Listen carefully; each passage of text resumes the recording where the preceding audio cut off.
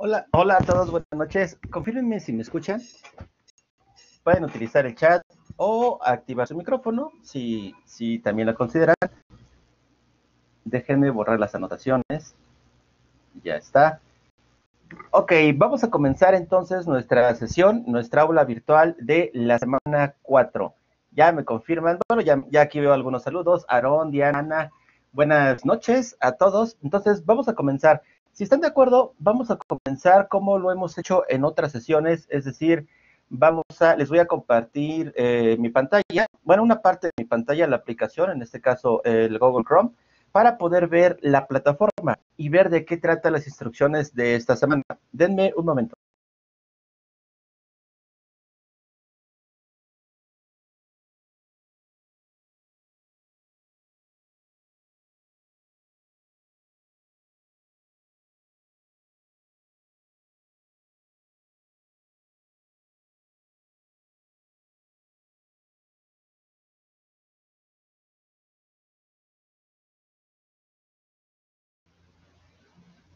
Listo, ya está aquí la aplicación, ya pueden ver mi pantalla. Confirmen nuevamente si pueden ver la pantalla. En pantalla ahorita se muestra el anuncio de la semana 4, el que comúnmente hacemos los días lunes. Aquí está, bueno, las instrucciones, esta sección, bueno, aquí hay un error, no es sesión 3, es sesión 4. Pero bueno, ahí está lo que tenemos que hacer, los resultados de aprendizaje y demás.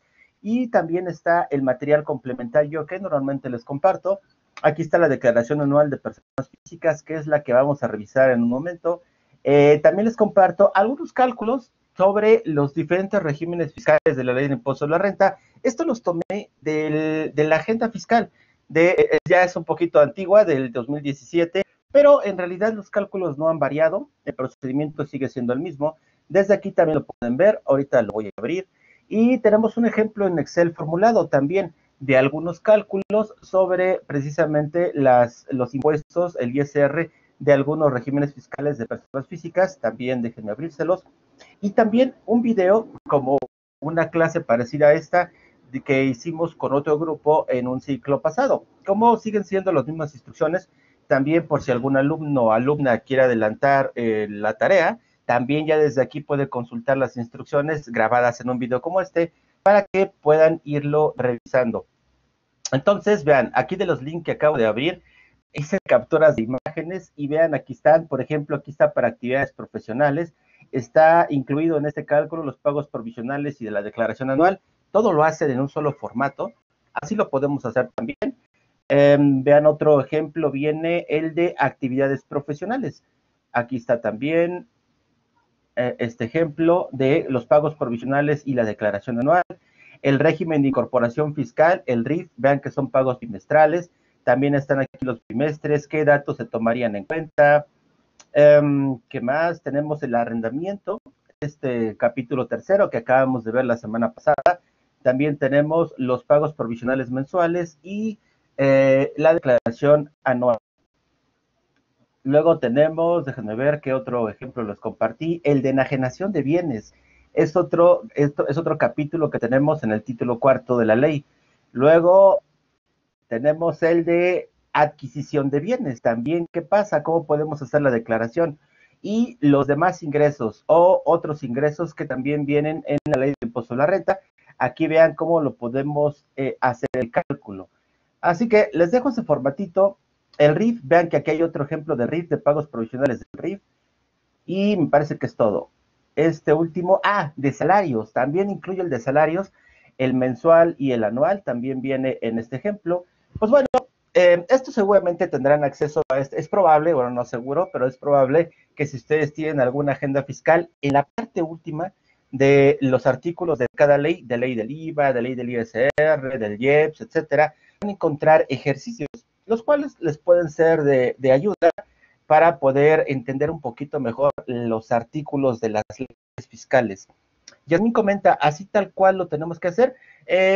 Sí es el formato, depende, ahorita vamos a las instrucciones de la actividad, pero nos da la opción las instrucciones de la tarea de hacer los cálculos mensuales o de hacer el cálculo anual, así tal cual nos dice. Así que si ustedes quieren hacer el cálculo mensual, pueden tomar los 2 meses, Sería lo ideal, claro, pero en ocasiones puede ser bastante laborioso. Así que si quieren tomar el cálculo mensual de un mes en particular, me parece que con eso sería suficiente. O si quieren hacer el cálculo anual, también pues igual y puede ser más fácil hacerlo así. Roberto comenta que si lo puede hacer de un mes. Sí, ahorita vamos a las instrucciones, déjenme ver. Aquí está un ejemplo en Excel, el cual ustedes pueden descargarlo. Desde aquí obviamente no lo podemos, no es recomendable que lo editemos, pero recomiendo que lo descarguen, ya saben, dándole clic aquí en descarga, y ya ustedes desde aquí lo pueden modificar. Es un formato un poquito distinto al que vemos aquí. Este viene más elaborado con todos los meses. Aquí nos concentramos en un mes en particular o en un bimestre en particular en el caso del RIF, o en la declaración anual pues ya contamos con todos los datos, ingresos, deducciones y demás. Y bueno, pues aquí está también algunos ejemplos que pueden serles de ayuda. Por si no tienen algún formato ustedes ya prediseñado, podrían basarse en este. Es un ejemplo solamente, no necesariamente tienen que hacerlo de esa forma. Digamos que esto es como ustedes lo quieran manejar. Déjenme ver comentarios, Yasmín, Roberto, pero si yo hago uno en Excel, sí, no hay problema, ¿eh? Ustedes pueden utilizar el formato que ustedes prefieran. Pueden ocupar el que les comparto o uno propio. Yasmín, esos son los que subió en material complementario. Aquí están. Todos estos son links que les he dado clic en este momento y ya son los archivos que estamos viendo en pantalla. Roberto, ¿se puede? Sí, claro, se puede. Buenas noches, Raimundo, Yasmín, perfecto. Entonces, vamos a las instrucciones de la actividad. Déjenme hacerlo. Creo que se alcanza a ver bien, pero lo hago un poquito más grande. Ahí se ve mejor. Bueno, la actividad que tenemos esta es la actividad 5 y se denomina Proyecto Integrador Etapa 2. Su fecha de vencimiento es el próximo lunes 22 de junio, recuerden a las 3 de la mañana. Los puntos, bueno, ya sabemos, todas las actividades de 10 puntos. Y como es costumbre, la plataforma nos deja nuestra elección si queremos hacer la actividad individual o si preferimos hacerla en equipo. Como ya he comentado en otras sesiones, si quieren hacerla en equipo no hay ningún problema. Recuerden los requisitos, máximo 5 integrantes y que cada integrante suba su actividad a la plataforma para que la misma plataforma me lo muestre para calificar.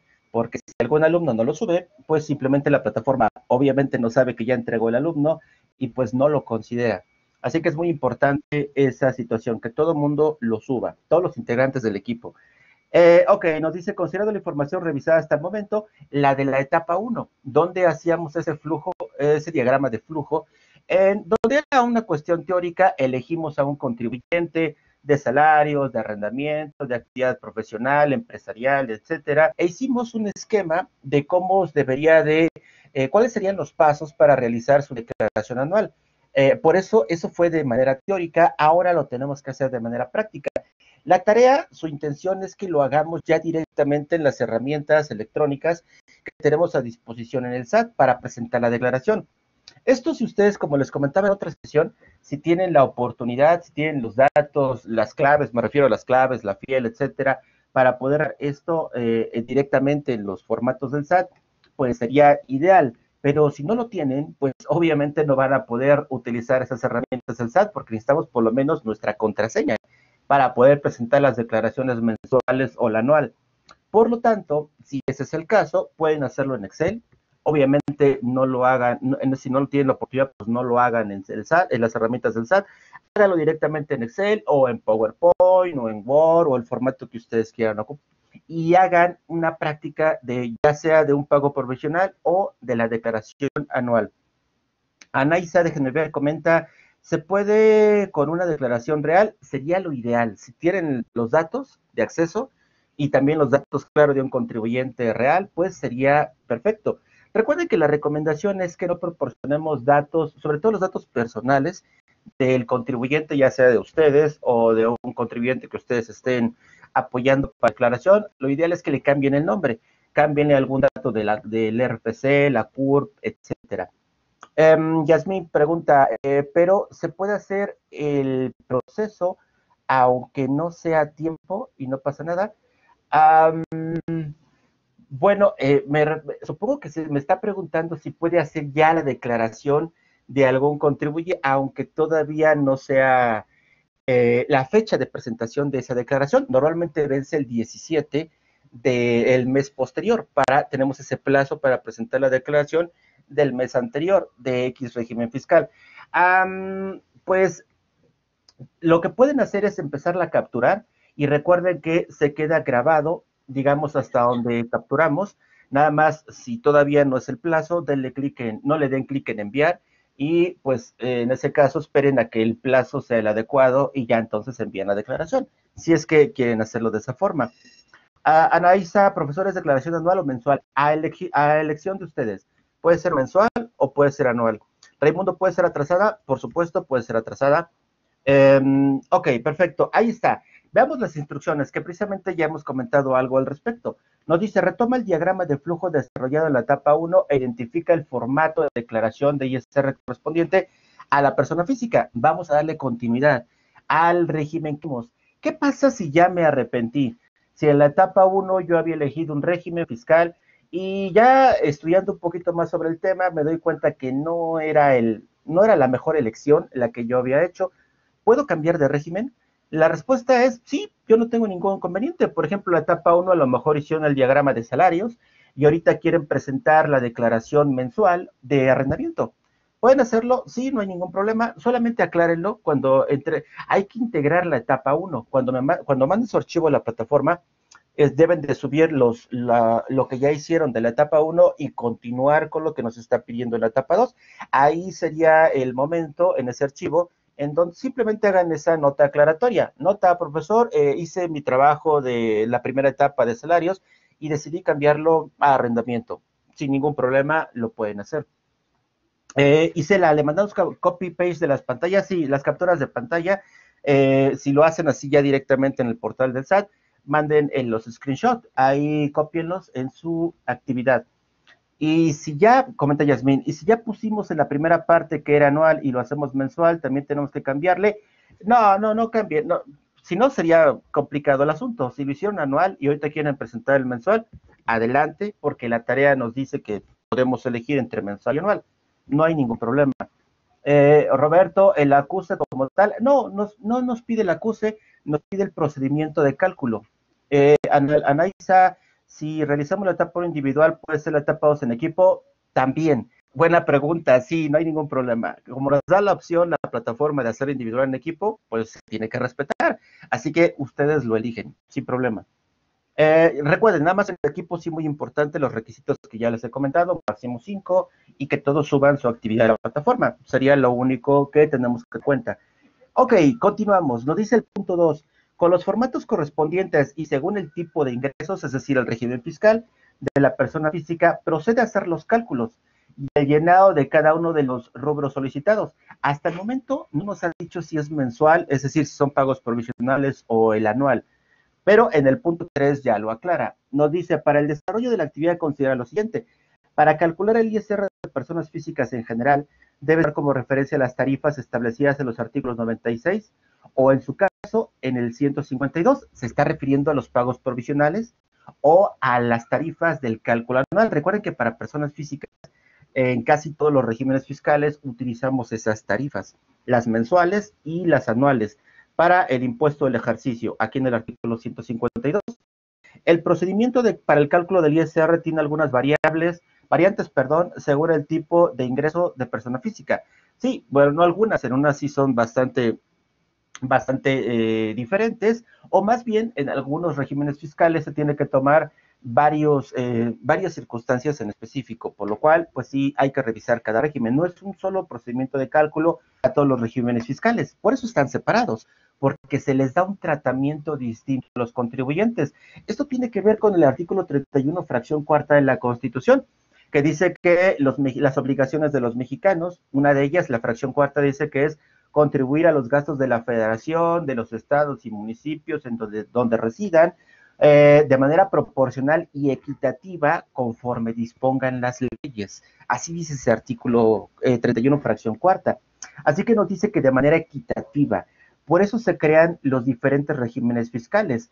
Si ustedes buscan el concepto de equidad fiscal en internet o en algún libro, van a ver qué quiere decir. Básicamente quiere decir tratar igual a los iguales y desigual a los desiguales. ¿Qué quiere decir eso? Bueno, pues quiere decir que no puedo darle un mismo tratamiento a un tipo de contribuyente que tiene un ingreso de un tipo y en la cantidad de ingreso que también obtiene. Tenemos que diferenciar, tenemos que hacer categorías para darle un tratamiento distinto a cada uno. No puede ser el mismo por diferentes circunstancias. Imaginen a un repeco, una persona física que está en actividad empresarial y que gana muy poquito, va sobreviviendo, no tiene muchos ingresos, ahí sobrevive al día, no podemos obligarlo a llevar contabilidad como una sociedad mercantil que también realiza actividades empresariales, tiene que estar en otro régimen fiscal y el tratamiento en sus obligaciones fiscales, como calcular su impuesto, sus pagos provisionales, sus deducciones autorizadas, etcétera, etcétera, debe de ser distinto, por supuesto. Así que por eso esa pequeña anotación en cuanto a los diferentes tarifas y procedimientos de cálculo. Bueno, las tarifas en general son las mismas, esas sí no varían tanto, pero el procedimiento de cálculo, ese es el que sí varía. Ok, aquí nos aclara esa parte. El punto 4. Tengo otra pregunta, déjenme ver, Daniel. Buenas noches. En el caso de las deducciones para arrendamiento, al momento de realizar el formato, ¿podemos inventarlas o mejor seleccionamos la deducción ciega? Buena pregunta, la que ustedes quieran, la que a ustedes se les salga más interesante, háganlo. Si alguien quiere hacer los dos para que comparen, ¿cómo sería si yo tomo las deducciones? Porque recuerden que nos limita, a pesar de que nos dice si puedes hacer deducciones autorizadas, están acotadas, no podemos deducir todo no podemos, como en otro régimen fiscal. Como dice el legislador, bueno, tú estás en arrendamiento, no todo lo gastes, porque si gastas lo que gastas, o sea, lo que tú quieres gastar, no te lo acepto. Solamente ciertos conceptos de pago que hiciste. Y tenemos la otra opción de la deducción ciega de aplicar el 35% de los ingresos y eso, el resultado, tomarlo como deducción. Como ustedes gusten, tomar la deducción ciega, tomar las deducciones autorizadas, o si tienen curiosidad o tiempo, y hagan los dos. Yo les recomendaría, pero cualquiera opción es adecuada, me parece. No hay ningún problema, por supuesto. Punto 4. Solo documento las impresiones de pantalla, lo que comentaba Porchada hace un ratito, su compañera. Integra las impresiones de pantalla, hojas de cálculo, también se hacen cálculos en Excel, y archivos PDF que puedan evidenciar el desarrollo de los cálculos y el llenado del formato. Así que recuerden, el llenado del formato, digamos que es opcional, aunque aquí no los pone como obligatorio, pues entiendo que no todos tenemos al portal del SAT. Bueno, me refiero a los formatos para la declaración electrónica y por ello no podríamos hacerlo así. Adelante, Roberto. Veo que hay una manita levantada. Si gustas, puedes activar tu micrófono o por medio del chat. Ok, ok, Roberto dice que sí. Perfecto, mientras continuamos. El punto 5. Con el fin de enriquecer tu trabajo, se llevará a cabo una sesión de aula virtual. Bueno, aquí es como esta que estamos llevando, en la cual dice, además de brindar el panorama general del tema, de la ley, solicitará la intervención de algunos estudiantes para poder intercambiar ideas o aclarar dudas. Bueno, es lo que estamos haciendo en este momento. Y luego tu docente determina el día y hora de la sesión, mantente al pendiente del anuncio, que puedes consultar grabación. El 6 nos dice, voy a darle clic para abrirlo, es la rúbrica para que veamos si nos pide algo adicional a lo que nos está indicando aquí las instrucciones. Recuerden, siempre revisen esa rúbrica, porque en ocasiones aquí no nos pide introducción, pero puede ser que en la rúbrica sí nos pida introducción. Así que, o conclusiones o algún aspecto adicional. Guarda el archivo, nos dice que lo guardemos en PDF. Por lo tanto, si lo hacemos en Excel, hacemos capturas de pantalla o utilizamos diferentes programas, diferentes aplicaciones para nuestra tarea, todo júntenlo en un archivo y guárdenlo en formato PDF. Yo tampoco tengo inconveniente si algún alumno sube dos archivos, por ejemplo, Excel y Word, no hay problema. Lo que puede pasar en ese caso, trato de que no me ocurra, trato de ser muy cuidadoso, pero en ocasiones se me puede ir y solamente reviso un archivo y puede que olvide revisar otro archivo y pues con ello podría aplicarle cierta penalización. Obviamente trato de no hacerlo. Estoy consciente que en ocasiones suben dos archivos o más y trato de estar al pendiente. Pero en la semana 1, creo, o en la 2, no me acuerdo bien, se me pasó, por ejemplo. y una alumna había subido 2 archivos y solamente le consideré uno y pues sí, pues le apliqué cierta penalización. Lo recomendable, por lo tanto, es junten todo en un archivo PDF, pero pueden hacerlo en diferentes archivos. Para enviar la actividad docente, bueno, aquí ya nos dice cómo subir la tarea y demás. Y ya, parece que es todo. Aquí podemos ver que las opciones que tenemos para poder subir la tarea a la plataforma. Vamos a la lista de verificación, que es nuestra rúbrica. Lista de cotejo, en este caso una lista de cotejo. Vean, nos pide portada. Esto, recuerden, no se les vaya a olvidar. También hay algún alumno que es raro, pero sí me ha pasado en este ciclo, que se le ha olvidado poner una portada como tal. A veces no me ponen portada como tal, pero los datos de una portada me los incluyen ahí en un espacio de una página y por supuesto lo considero como si fuera portada, aunque literalmente no es portada, porque recuerden que una portada pues va en una hoja aparte, digamos que es un apartado independiente de la estructura del trabajo. Yo no lo penalizo si cuento con los datos que una portada lleva, nombre del alumno, nombre de la actividad, el nombre de la universidad, etcétera, fecha de entrega y demás. Para mí con eso es suficiente, pero bueno, no se les vaya a pasar los datos de la portada, aunque no cuentan mucho, que es punto 5 dividido entre cuatro elementos. Por lo tanto, si no integrara la portada, pues la penalización sería prácticamente mínima, pero puede ser que no ubique al alumno, aunque la plataforma me muestre el alumno. Supongan que hay alumnos que olvidaron la portada, yo sé qué alumno se trata porque la plataforma me indica qué alumno es. Pero bueno, si es en equipo, se puede complicar, así que sí, incluye la portada. Integren el avance que tuvieron en la etapa 1, ese diagrama de flujo, intégrenlo. El cuerpo del trabajo con lo solicitado, las referencias en formato APA. Ya les compartí la semana pasada, no sé si tuvieron la oportunidad de verla, cuando les compartí la grabación, alguna alumna me pidió, y sí los encontré. Recientemente la universidad nos había compartido un manual para referenciar y citar en formato APA. Ya lo tienen ahí en la plataforma, por si quieren revisarlo, o si ya tuvieron la oportunidad de verlo, ahí lo tenemos. Y luego el formato, tipo de letra, uso de tipografías, es decir, el tamaño, que si en color, que si cursiva, etcétera. Cumple con los siguientes aspectos: identifica el formato de la declaración, realiza los cálculos, considera el procedimiento, el llenado, integra el documento con los indicadores de pantalla, y bueno, la ortografía aquí la tenemos también. Así que el único elemento, digamos, distinto o nuevo fueron estos dos. No nos pedía de manera literal integrar la etapa 1 y la portada tampoco nos las pedía la tarea de manera literal. Así que en este caso, la lista de cotejo sí nos aclara y nos dice intégralo. Así que ya está. ¿Dudas? Coméntenme si hay alguna duda, algún comentario antes de continuar.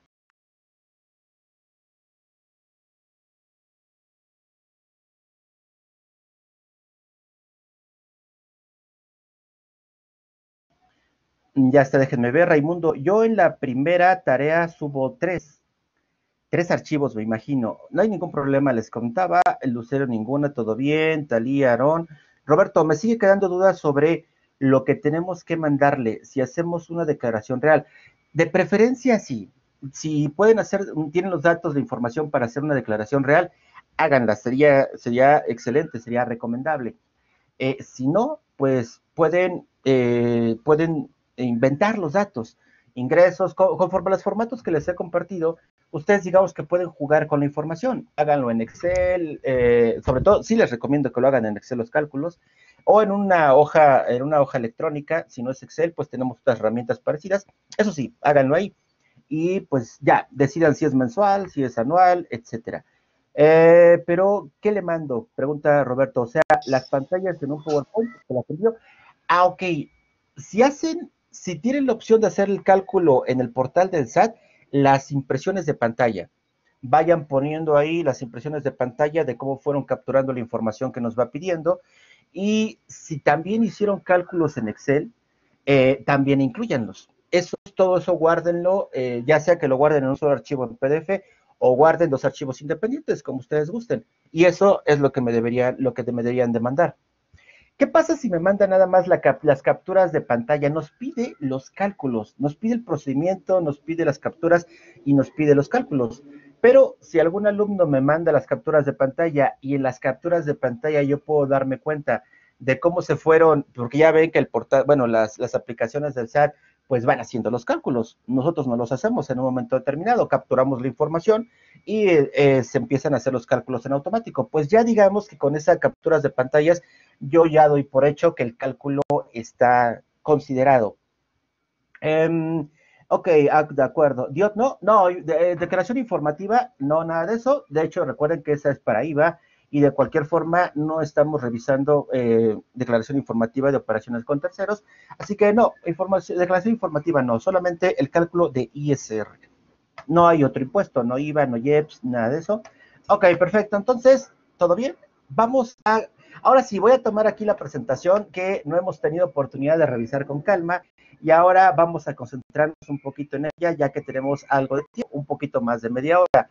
Bueno, pues el artículo 150 de la Ley de Impuesto de la Renta, aquí está, déjenme ver, espérenme tantito. Creo que les voy a compartir otra presentación. Aquí está la declaración anual. Esta ya la hemos revisado un poco, pero denme un segundo. Voy a compartirles otra.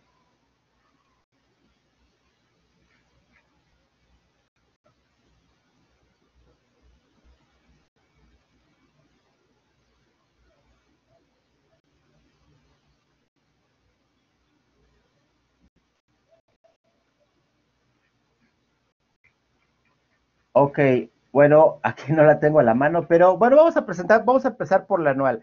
Talía, comenta, ¿nos va a mandar la presentación? Sí, recuerden que ya está aquí. Ya la tenemos aquí en el material complementario. Aquí está la presentación que vemos en pantalla. Desde aquí la pueden descargar y es la que tengo ahorita aquí en pantalla. Bueno, pues vamos a empezar con esta y déjenme ver si me da tiempo y les comparto otra de pagos provisionales. Tengo algunas para que podamos ver cómo se hace el pago provisional de salarios, de arrendamiento, etcétera, pero lo tengo en diferentes presentaciones. Vemos por la anual y ahorita vemos si nos da oportunidad de los provisionales.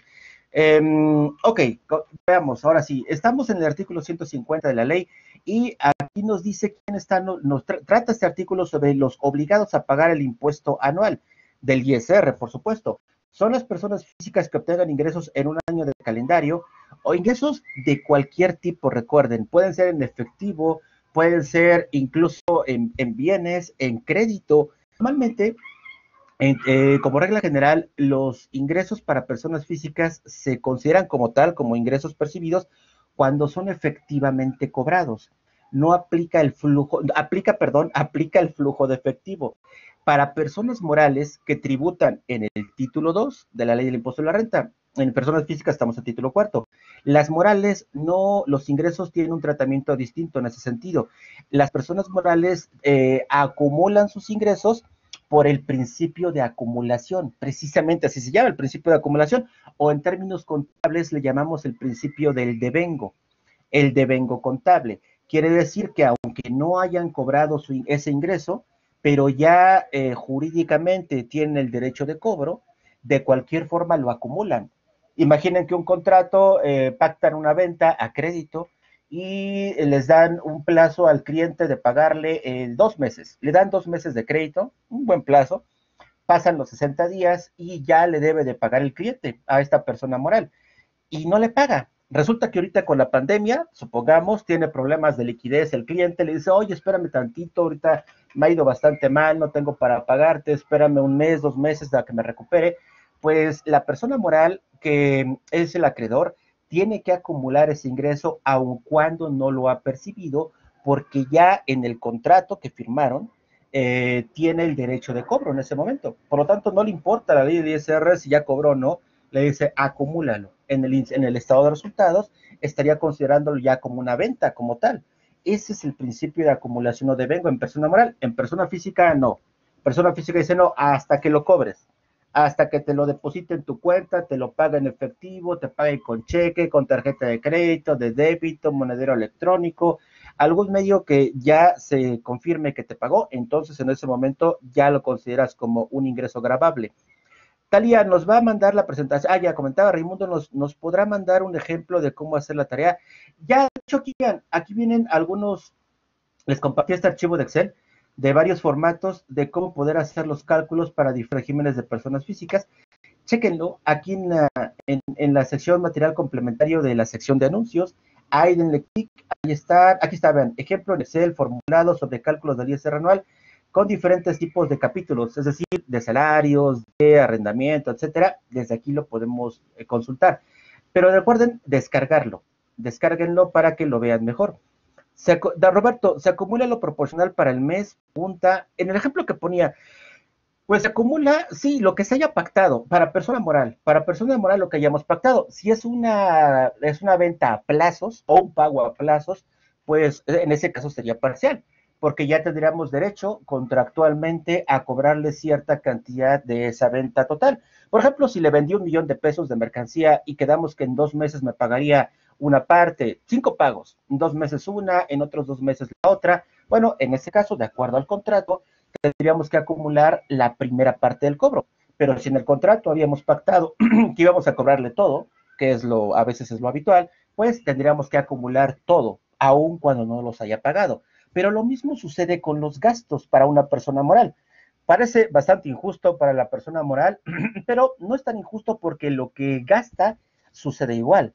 Aun cuando no lo haya pagado todavía, cuando llega el momento que ya tiene la obligación de pagar, de acuerdo a lo pactado, entonces la persona moral deduce, aun cuando no haya pagado todavía. Caso contrario al primer ejemplo.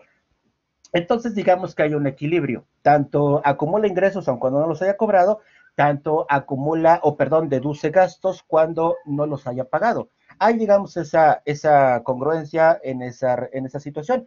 Y eso está pegado a la norma contable. Las normas contables así son. En la contabilidad tenemos ese principio de devengado, en el cual pues tomamos esas características. Recuerden, para persona física, no. Persona física es flujo de efectivo. Cuando efectivamente cobré, considero el ingreso grabado, y cuando efectivamente pagué, considero como una deducción ya autorizada. Entonces, bueno, importante esa consideración. Sí, dice, considerar los ingresos exentos. Esto es muy importante. En persona física, bueno, y en personas morales también, pero en persona física hay varias exenciones, sobre todo en salarios. En salarios me llegaba una pregunta hace un ratito, bueno, revisaba una pregunta en la plataforma de una alumna, precisamente de salarios, ¿qué considerábamos para determinar el impuesto? Pues consideras la base son los ingresos. Una persona que está en el régimen de salarios, desafortunadamente, no tiene deducciones autorizadas, porque todos los gastos que se hacen para que este trabajador realice su actividad los eroga el patrón a nombre del trabajador. Bueno, más bien, no a nombre del trabajador, sino unas erogaciones que son necesarias para que el trabajador pueda realizar su actividad. Pues le compra, por ejemplo, no sé, equipo de seguridad, si es un trabajador que está en la construcción, tiene que tener casco, guantes, botas, herramientas de trabajo como son pinzas, taladros, yo qué sé, qué tanto utilice. Todo eso el patrón se lo debe de proporcionar al trabajador, aunque en la práctica me ha tocado ver que hay constructoras que le exigen al trabajador que lleve su propio material, lo cual no sería algo adecuado legalmente hablando. Pero bueno, por eso los trabajadores no pueden deducir, porque ellos no gastan.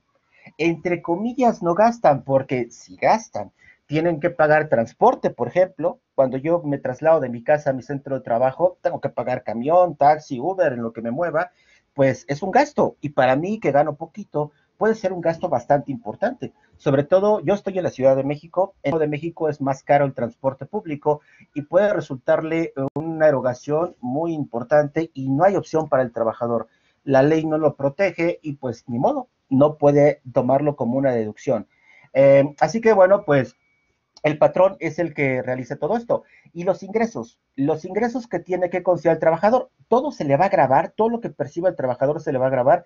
La respuesta es no. La ley determina diferentes tipos de exenciones para diferentes tipos de ingresos. Algunos están grabados al 100%, otros están grabados parcialmente, es decir, se exentan parcialmente, una parte queda exenta, otra grabada, u otros ingresos se exentan al 100%. Eso hay que revisarlo con mucho detenimiento en cada régimen fiscal para no acumular todos los ingresos, porque si es el caso, pues obviamente habría más impuesto. Tenemos derecho a esa exención. Yasmín pregunta, Roberto, si la persona moral da una factura en PPD en mayo, decir PDF supongo, en mayo y se cobra en junio, ¿debo reconocerla en mayo? No, en junio.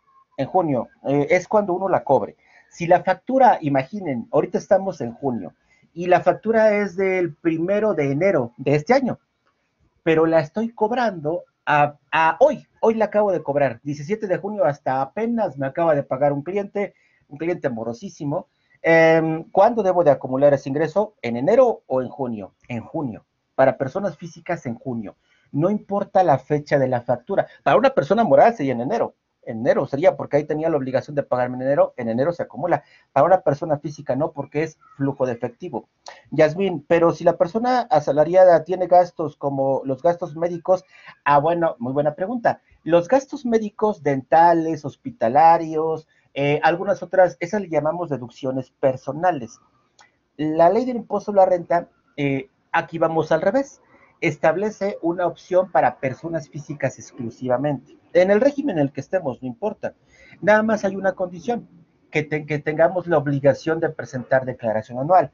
Si no tenemos la obligación de presentar declaración anual, como en el caso del RIF, que en el caso del RIF no hay pagos provisionales. Los pagos bimestrales que estamos obligados a hacer son pagos definitivos. Por lo tanto, no hay declaración anual. En los demás regímenes, en la gran mayoría, son pagos provisionales, ya sean mensuales o en el caso de arrendamiento podemos estar en los pagos trimestrales. Entonces, en ese caso son a cuenta del impuesto anual. O sea, hay que hacer dos declaraciones, los provisionales, y cuando acabe el año el anual, hacemos cuentas y vemos si tenemos un saldo a favor o un saldo a cargo. Entonces, en personas físicas, pues la persona física, depende del régimen en el que estemos, también podemos contratar trabajadores o podemos pagarle a una persona para que nos preste el servicio de honorarios, en fin, podemos tener personal de apoyo de acuerdo a nuestra actividad. Si somos un contribuyente que está en actividad empresarial, por ejemplo, y mi negocio va muy bien, estoy creciendo y contrato trabajadores y demás, ¿puedo hacerlo? Claro que sí, puedo hacerlo, les pago salarios y demás, pero la persona física, digamos que se desgasta también, necesita cierto mantenimiento, necesita cierto apoyo como persona física. Este apoyo no nos los dan mensualmente, lo cual pienso que está mal, porque las personas se enferman, hay que, enfermedades, digo, físicas, fisiológicas, o pueden ser incluso enfermedades mentales o emocionales. A veces la carga de estrés, mucha presión, que tenemos mucha presión en el trabajo, pues puede hacer que necesitamos ir con un psicólogo, por ejemplo, o con un dentista, o con un médico, o etcétera. Eso no se permite mensual, sino se permite hasta la declaración anual. Ahí es cuando tenemos las deducciones personales exclusivas para persona física y es cuando las podemos incluir para que disminuyan la base gravable y con ello el impuesto, por supuesto. Mucha tarea, dice Raimundo. Pues sí, a veces estamos bajo mucha presión, estamos en el trabajo, estamos con actividades de la escuela, personales, que mi esposa, que mis hijos o que mi novia, lo que sea. Sí, podemos estar bajo estrés y seguro que afecta. Ahorita, por ejemplo, a muchas, algunos, no sé si muchas, pero sí algunas personas, el encierro los ha afectado psicológicamente. Y esto también tiene una repercusión en el aspecto físico. Puede que les duela la cabeza continuamente o que peleen más entre los familiares que estamos en el hogar, que si con mi hermano, con mi tía, con mi prima, con mi hijo. Es un efecto que se está dando que yo creo que no estábamos acostumbrados porque el hecho de salir al trabajo o a alguna actividad nos distraía y eso es bueno para la salud emocional. Bueno, en fin, sin entrar en esos detalles, que pues yo no soy experto ni nada parecido en ese sentido, pues creo que sí puede tener cierta afectación. Las deducciones personales nos ayudan, no solamente para las cuestiones médicas, psicológicas, dentales, sino para otras cuestiones como por ejemplo los créditos hipotecarios para casa habitación, los pagos que hagamos nada más del interés, porque recuerden que nos prestan, hay que pagar capital e interés. El capital es el préstamo que nos hicieron y el interés es la ganancia que nos cobra el banco o el Infonavit o el Fobiste. El interés real es el que podemos considerar como deducible en la declaración anual. Gastos funerarios, gastos de CIA hospitalarios, seguros de gastos médicos adicionales a los que nos da el ISSSTE o el IMSS, también podemos tomarlo como una deducción anual, que eso es muy interesante. Por ejemplo, otras serían las aportaciones que hagamos para el retiro en nuestras afores. Si quiero incrementar mi afore, mi retiro, el importe de mi retiro, pues puedo ir haciendo aportaciones voluntarias a mi afore. Eso también se considera como una deducción anual. una deducción personal, entre otros, el transporte de nuestros hijos, de la escuela de nuestros hijos, cuando la escuela lo toma como algo obligatorio, también lo podemos incluir en el anual, y el anual, como hemos visto, también está el estímulo fiscal, que no es una deducción personal, aunque es muy parecida. Si ustedes la buscan en estos artículos de la ley, a partir del 150, no la van a encontrar, porque no, en realidad en la ley no existe, sino el Ejecutivo, el presidente en aquel, me parece que fue en el 2014, más o menos, en el 2014 publica ese decreto en donde se considera un estímulo fiscal para las personas físicas que podemos disminuir de nuestros ingresos esos pagos de colegiaturas hasta el nivel técnico profesional, no a nivel profesional ni posgrado, sino hasta nivel técnico, hasta nivel bachillerato, es lo que podemos utilizar y hay varios rangos que lo que podemos considerar. Ok, entonces, no, bueno, continuando. Continuando, mediante la creación que presentarán las oficinas en el mes de abril del año siguiente, hubo una prórroga ahorita con la pandemia hasta junio, porque pues teníamos de plazo hasta abril, así que tenemos para la declaración anual del año anterior, tenemos pues un beneficio. No ha apoyado mucho nuestro gobierno en cuanto a los estímulos fiscales para que pues los contribuyentes puedan subsistir, sobre todo los grandes contribuyentes no tienen tanto problema, porque si ustedes revisan los estados financieros de Walmart o de Cemex o de Liverpool o de empresas que son poderosas, pues se dan cuenta que tienen una estructura financiera bastante sólida. Ellos tienen la mayor parte de sus recursos en el largo plazo, en el activo a largo plazo. No lo tienen en el activo circulante.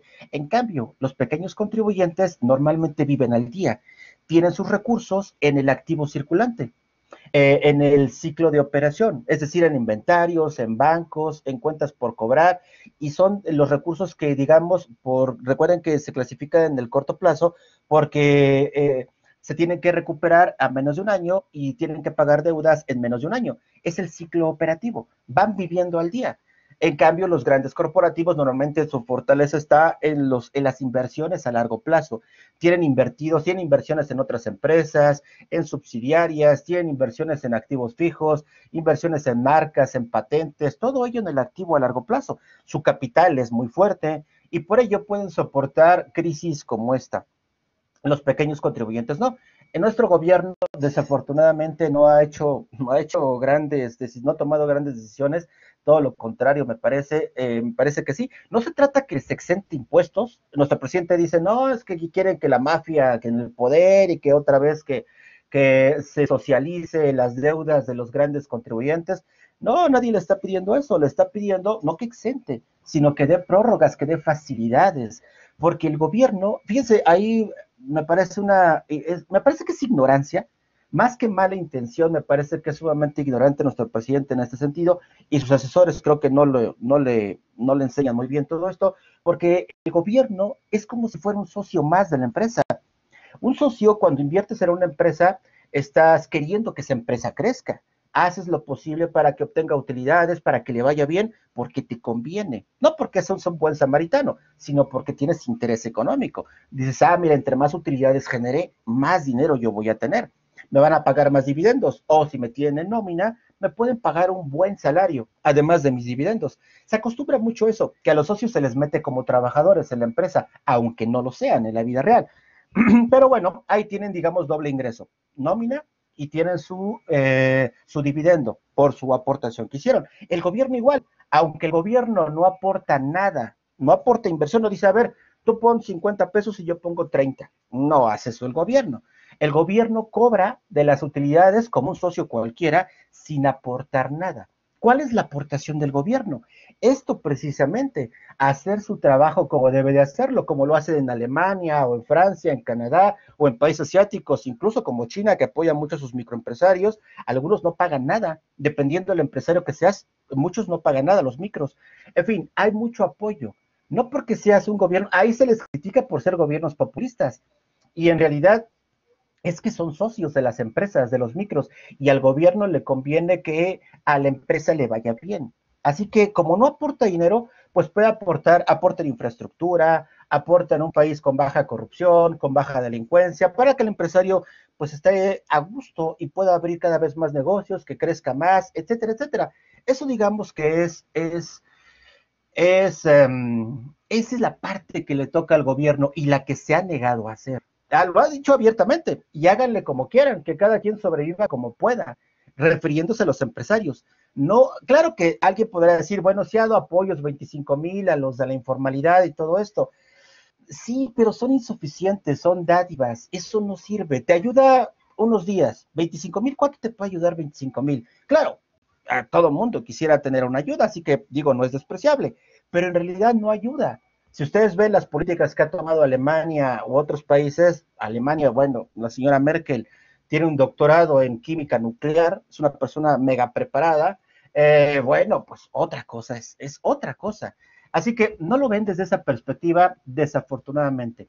Que sí hay contribuyentes que se les han abusado del sistema y se han coludido con los políticos para no pagar impuestos, por supuesto, pero mételos a la cárcel, cóbrales, vete sobre, en vez de estarte quejando, ve, ya sabes quiénes son, ya sabes lo que hicieron, bueno, pues fíncale las responsabilidades, pero no por ellos hagas que todos los demás paguen. Bueno, ya me estoy metiendo en la política, déjenme regresar. En fin, es muy importante todo esto, la declaración para el adecuado sistema fiscal en México, en cualquier país del mundo, ¿eh? No presentarán declaración. Hay personas físicas que no van a presentar declaración. Dice, las personas físicas que únicamente obtengan ingresos acumulables en el ejercicio por salarios y conceptos asimilados y por intereses. Ellos en un momento determinado, en términos generales, bajo ciertas circunstancias, sí podrían presentar su declaración anual. Normalmente lo hace el patrón. Cuando yo soy trabajador, a mí, por ejemplo, muchas veces cuando yo estaba en esta circunstancia, yo por muchos años no presenté declaración. Siempre me la presentaban por mí.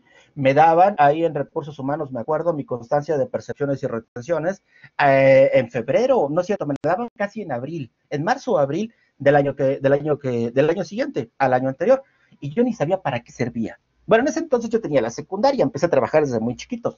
Y me acuerdo que me daban ello y pues yo ni sabía para qué.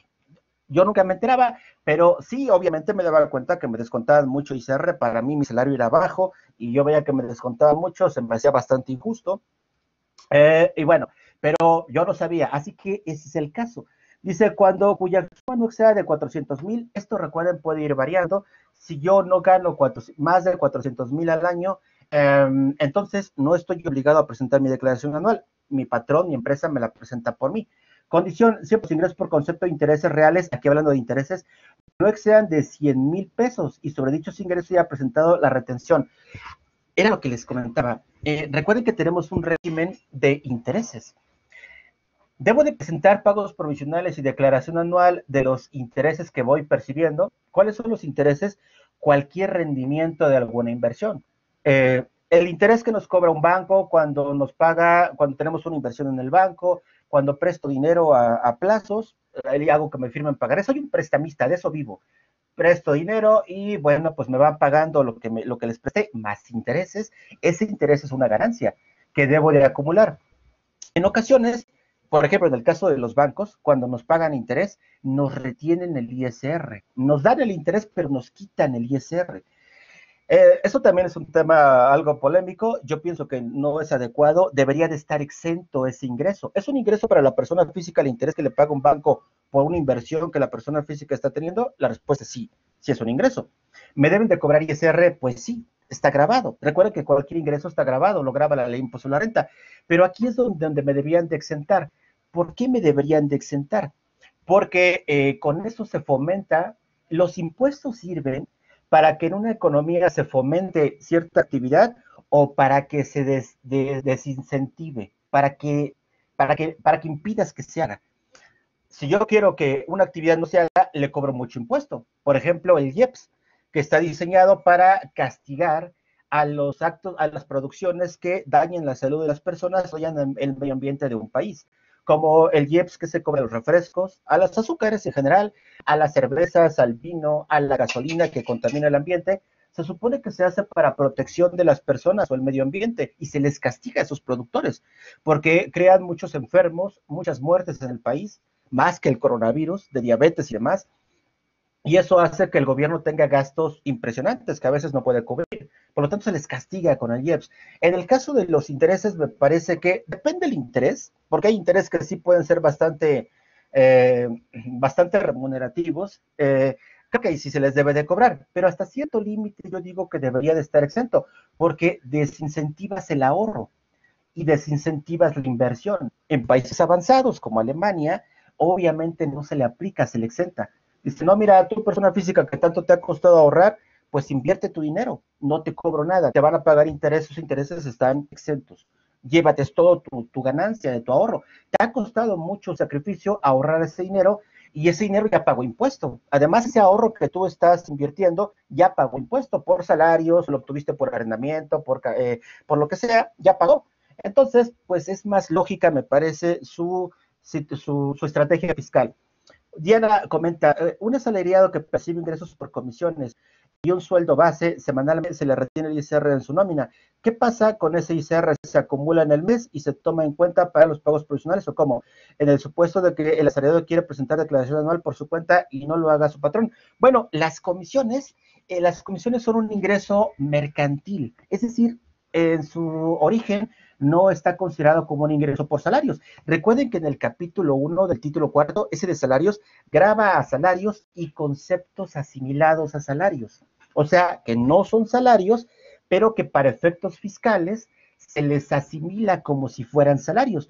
Uno de ellos precisamente son las comisiones, porque yo al tener ingresos por comisión, yo soy un comisionista en ese caso, yo debería de estar tributando como actividad empresarial. Es una actividad mercantil regulada o reconocida en el artículo 75 del Código de Comercio. Pero me dice la ley de impuesto a la renta, no, mira, es que en la práctica los patrones te tratan como si fueras asalariado. Así que, mira, para efectos fiscales, paga el impuesto como si fuera salarios. Entonces el patrón hace como si fuera, te trata como trabajador, te retiene, hace tus pagos provisionales y la anual. Si tú no rebasas esos 400,000, tu patrón lo va a seguir haciendo.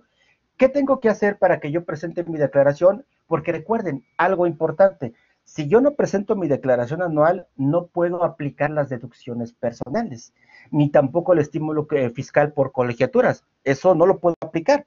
¿Se lo puedo pedir que mi patrón lo aplique? La respuesta es, pues sí se lo puedo pedir, pero no lo va a hacer. No te lo va a considerar. Así que la única forma de considerar esas deducciones personales es que yo presente mi declaración anual. En ese caso, yo puedo pedirle a mi patrón, vayan al área de recursos humanos, normalmente tienen un formatito, ya sea electrónico, normalmente es electrónico, pídanselo para que ustedes le soliciten a su patrón, a su empresa, que quieren presentar la declaración anual por su cuenta. Y en ese caso, ya con ese aviso, ustedes la presentarán y ya pueden incluir las deducciones personales, que normalmente son beneficiosas porque nos darán un saldo a favor, prácticamente siempre. El lucero que al final lo termina pagando el consumidor y no la persona moral. Es cierto.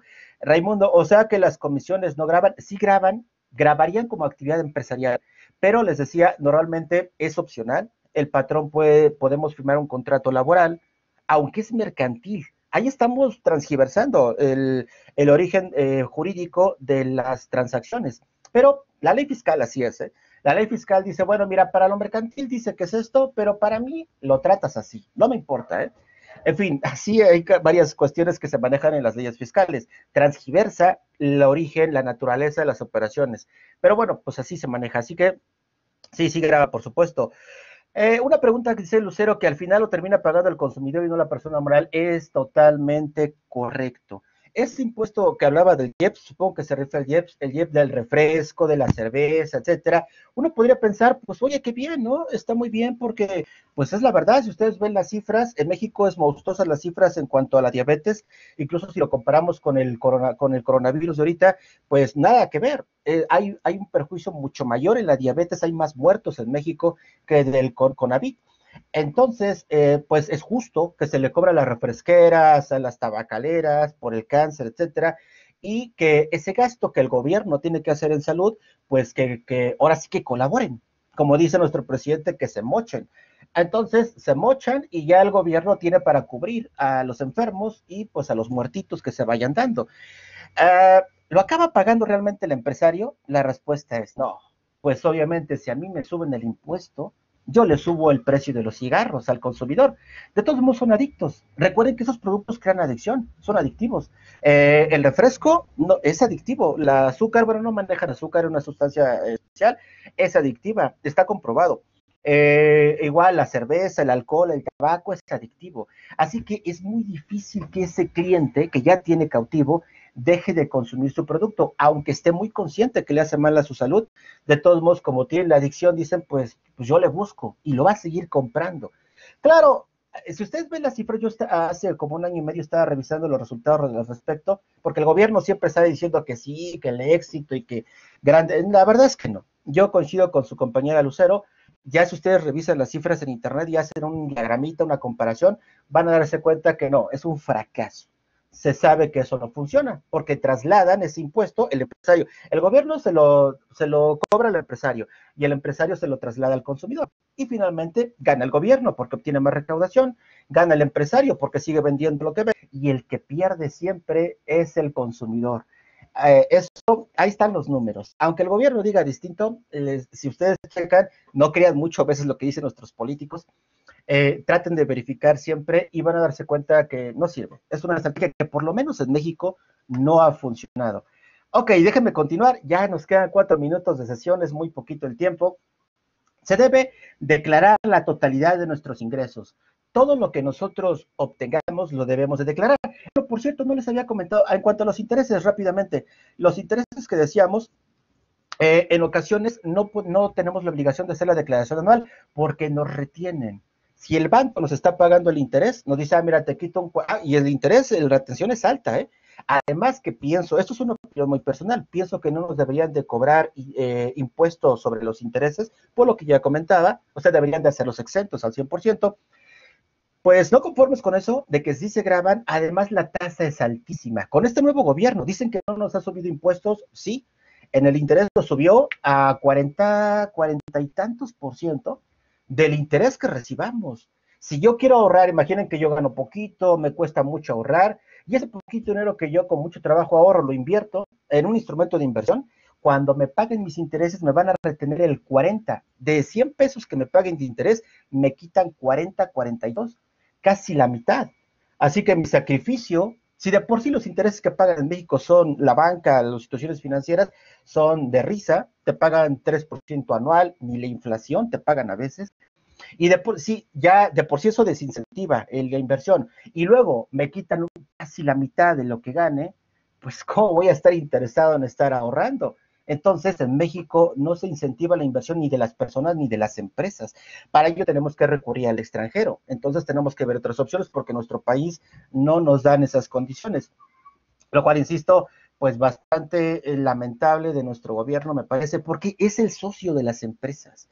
Debe de actuar y de pensar como tal. Se lleva el 30% de la utilidad. Cuando tiene la utilidad, imagínense el estado de resultados, ingresos menos costos, menos gastos, igual a utilidad antes de impuestos, de ahí nos cobra el 30%. Para persona física aplicamos la tabla, las tasas pueden variar dependiendo del ingreso, pero es un bastante elevado, y para lo que nos ofrece el gobierno en seguridad, en educación, en salud, etcétera, pues la verdad es que no es proporcional. Dijeras, bueno, me está cobrando mucho, pero ve los servicios que me presta, ve la educación pública, ve los servicios de salud, la seguridad, bueno, veo una patrulla y me siento protegidísimo.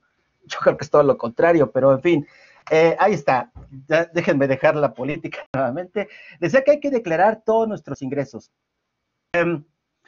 Se informará en la declaración anual todos mis ingresos. Hay ingresos que van a estar grabados, como decía, y otros que van a estar exentos. ¿Debo de informar solamente los grabados? La respuesta es no. Debemos de ser muy transparentes y decirle al SAT, para que él sepa muy bien cómo calculamos nuestro impuesto, decirle todo. Mira, obtuve tanto de ingreso, tanto estuvo grabado, tanto estuvo exento, y con el SAT, con eso el SAT dice, bueno, está bien, estoy checando si sí aplicaste bien las exenciones, si no te pasaste. O si te quedas corto, el SAT no va a decir nada. Si tenías derecho a exención de 100 pesos y nada más te exentaste 20, pues para el SAT mejor, porque va a pagar más. Así que, bueno, pero puede checar el SAT. Así que todos los ingresos deben de estar en la declaración. Luego dice, hay una condición, cuando los ingresos totales, incluyendo los que no esté obligado al pago del impuesto, hay 3 tipos de ingresos, básicamente. Los ingresos grabados, los ingresos exentos y los ingresos no objeto. No objeto no es lo mismo que exentos. Los exentos de origen están grabados, todos están grabados, pero después la misma ley los exenta. Dice, mira, para los ingresos de este tipo podrás, por ejemplo, las herencias que comentaba en otra sesión, si tú ingresas por herencias, si es de un familiar en línea recta, estará exento al 100%, o las donaciones. También, bueno, las herencias es en general, las donaciones solamente para familiares de línea recta, es decir, de padre a hijo o de hijo a su otro hijo, entre cónyuges, están exentas al 100. Entonces, hay que revisar cada uno de esos supuestos para ver si nos los exentan parcial, total o no. Entonces, y hay otros ingresos que no están, que no nos menciona la ley, que son ingresos que no son objeto de la ley. Lo que pasaba mucho, por ejemplo, estaban preguntando, pues, ¿cuáles podrían ser? Bueno, por ejemplo, los que recientemente se han grabado, los que obtienen las aplicaciones utilizando plataformas en Internet. No se grababan esos ingresos, los de Uber, los de Netflix, etcétera, no estaban grabados ni para ISR ni para IVA. Si de por sí estas corporaciones ya eran mega monstruosas, unos corporativos, unos sistemas monopolísticos impresionantes, pues no pagaban impuesto, eran ingresos no objeto. La ley no los contemplaba. Aunque si se ponía uno, por ejemplo, yo como contador, pues si me ponía a analizar, yo creo que sí estaban grabados. Es cuestión de interpretación de la ley. Sin embargo, pues estos grandes corporativos habían interpretado de esa forma la ley y no pagaban impuesto, así que tenemos esos ingresos que pueden ser no objeto y por lo tanto, pues no son objeto de la ley y no se graban, no están grabados por la ley. Entonces, incluyendo los que no están ligados al pago del impuesto y por los que se pagó impuesto definitivo. Recuerden que como persona física puedo tener diferentes tipos de ingresos. Puedo tener por salarios, puedo tener por intereses. Esa retención que me hacen del ISR por intereses son pagos definitivos. No tengo que hacer yo pago provisional. No tengo que ir, es que recibí ingresos por intereses, déjame hacer mi pago provisional de junio. No, siempre que no rebase. Hay un requisito, recuerden, los intereses reales dice aquí que no excede 100,000 pesos. Si no excedí de 100,000 pesos anual de ingresos por intereses, no tengo que hacer pagos provisionales. Con esa retención que me hicieron, el SAT ya se cobró, ya se despachó, nada más. Ni tengo que hacer declaración mensual, ni anual, ni nada. Pero si sí rebasé la cantidad anual, entonces sí tengo que hacer mi pago provisional. Tengo que presentar, perdón, mi declaración anual. Me hacen la retención y entonces yo presento, bueno, al respecto es algo muy interesante, déjenme ver, ya me pasé de tiempo. Tuve un caso, hubo una persona hablando de esto, no era intereses, era retención del ISR. Cuando las personas se jubilan, dependiendo del régimen que hayan elegido de jubilación, eh, pueden hacerles un pago único. Y ese pago único, pues normalmente es bastante importante, dependiendo del nivel de ingresos que haya tenido esta persona asalariada. Le pueden hacer un pago, por ejemplo, a una persona que gana poco y le pagan 2 millones de pesos, 3 millones, 4 millones, pues es un buen pago, bastante atractivo para la persona que se jubila, pero le retienen. De ese pago le retienen el ISR, como en el caso de los intereses, algo parecido. Y ya, imaginen que yo acabo mi trabajo hoy en junio, me hacen ese pago único, me retienen el ISR. Yo como desconozco de impuestos, no sé nada, pues yo recibo bastante dinero, varios millones, y yo estoy muy feliz. Yo digo, bueno, está bien, me dan mi constancia de retención, me dan todo lo que me tienen que dar, y yo feliz. Si no sé nada de impuestos, la retención que me hicieron, tendría derecho. ¿Cómo puedo recuperar? Ese ISR que me retuvieron, ¿lo puedo acreditar en la declaración anual? La respuesta que muchos no saben es sí, sí se puede.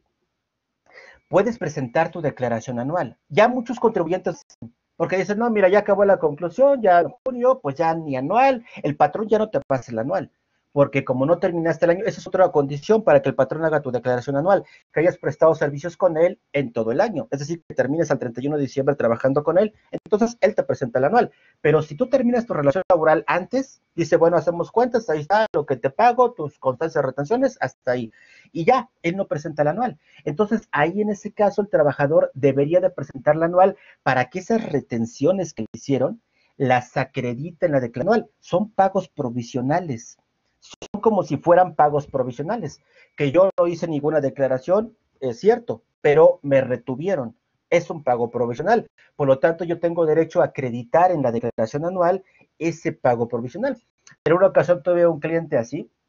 De hecho, más bien no era mi cliente, era de mi hermano. Tengo varios hermanos que somos contadores. Dos hermanos, mi papá y yo somos contadores. Es una cuestión de familia. Y un hermano en su trabajo, pues le había salido un cliente así y no pudo. Intentó hacer la declaración, los cálculos, y son cálculos, digamos, especiales, no son los comunes para ese tipo de operaciones. Y el SAT se la rechazó 2 veces. Y nada más tienes opción de 3 veces.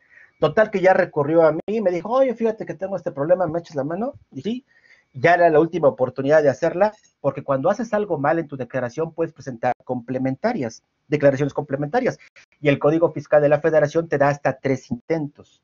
Si los 3 intentos lo hiciste mal, ya no te dan más opciones, pues ni modo, ya no lo puedes hacer. Así que el último intento, estudiamos bien el caso, hicimos el cálculo, y afortunadamente el SAT por fin lo aceptó. Y bueno, no fue mucho, fueron casi 700,000, pero ¿quién te regala 700,000? Bueno, no es regalado, era del trabajador. Así que cuando recibió adicional sus 700,000 del ISR que le habían retenido en la jubilación, pues estaba muy feliz este trabajador. Vean cómo son mañosos nuestros legisladores, porque en la retención le aplica un que te retienen. Como ellos saben que los trabajadores no van a presentar su declaración anual, entonces ese ISR no se recupera y el SAT se lo queda mañosamente, desde mi punto de vista. Así que bueno, estaba muy feliz en esa ocasión y eso es el pago provisional en intereses, en ISR, en salarios, en su caso, cuando son por terminación laboral y demás. ¿Qué más? Déjame ver, tengo comentarios. Yasmín, entonces si sale en este mes ya no tiene que decirle que él va a declarar, en automático puede hacerlo, exacto, ya es por ley. Cuando yo termino mi relación laboral ahorita en junio, ya el patrón no va a presentar mi declaración anual, va a presentar hasta junio, obviamente, la mensual, y yo ya tengo que presentar la anual por mi cuenta. Eso ya no tengo que pedir la autorización a nadie, por default lo puedo hacer, lo debo de hacer, de hecho. Roberto, ¿se puede hacer esa solicitud de años anteriores? Tenemos hasta 5 años para poderlo hacer. Si ya pasaron, si tienen esa circunstancia y no han pasado más de 5 años, todavía pueden hacerla. Sí, por supuesto, revísenlo, porque sí es, la verdad es que son cantidades bastante elevadas. Me refiero a la proporción de los ingresos del trabajador. Normalmente son pagos bastante altos. Entonces sí vale la pena que lo hagamos. De hecho, ese es el caso. Ya había pasado 3 años cuando se hizo el primer intento. Y bueno, después de hasta el tercer intento, cuando me informaron, ya iba más de 4 años y no iban, o sea, el tiempo, estábamos contra el tiempo. Y bueno, ya total que salió bien. Ya son las 9:07, se me fue el tiempo. ¿Alguna duda, algún comentario? Ya desafortunadamente tengo que cortar. Yasmín, ¿y qué tiene que mostrar para que el SAT valide ese ingreso? El SAT tiene la mayor parte de los comprobantes. Recuerden que ahora todo es electrónico y toda la información que necesita el SAT se la pasa al patrón. Hay un procedimiento para hacer las solicitudes de devolución de impuestos que podemos encontrar en el mismo portal del SAT.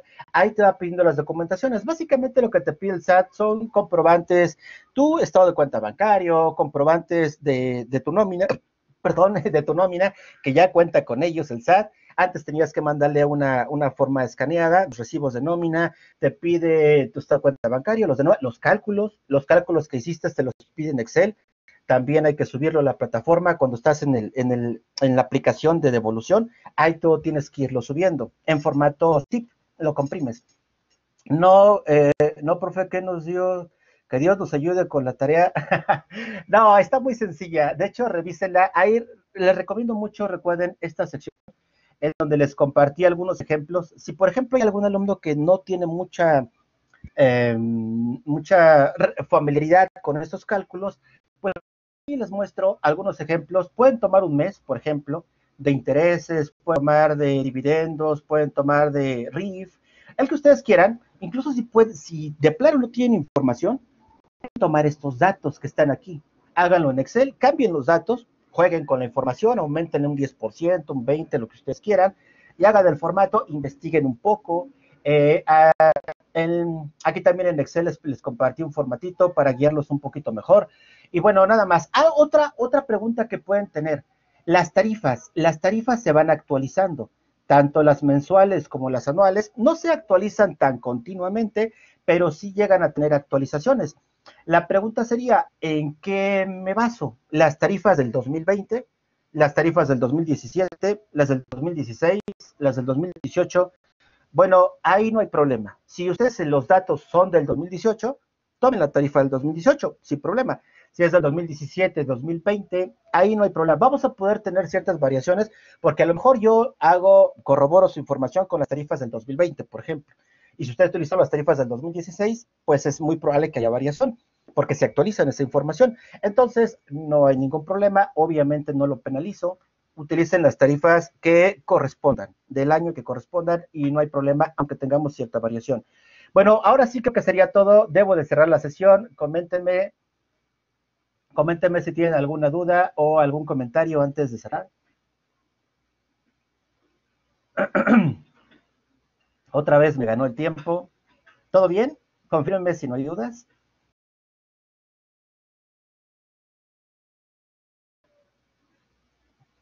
Ya me confirman, Yasmín, Isela, Lucero, Luis, Talía, Aarón, perfecto. Bueno, pues muchas gracias a todos, espero otra vez el tiempo nos gana, me quedo un poco frustrado, no nos da oportunidad, me parecen esos temas bastante interesantes y la verdad es que son muy fáciles de entender.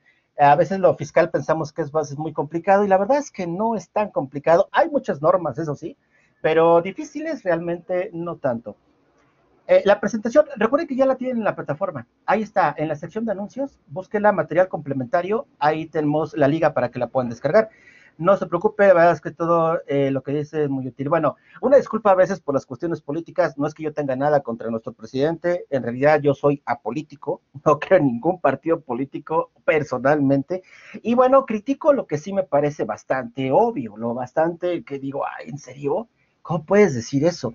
Eso sí digo, qué bárbaro, o sea, asesórate un poco, ya sé que no estudiaste eso, pero pues tienes asesores, tienes expertos en el área, así que no pretendo polemizar ni nada de ello, porque a veces hablar de la religión o de política o de partidos de fútbol se puede volver bastante, dicen que no debemos de hablar de eso, son temas a veces bastante delicados, no lo tomen a mal, es una opinión personal nada más.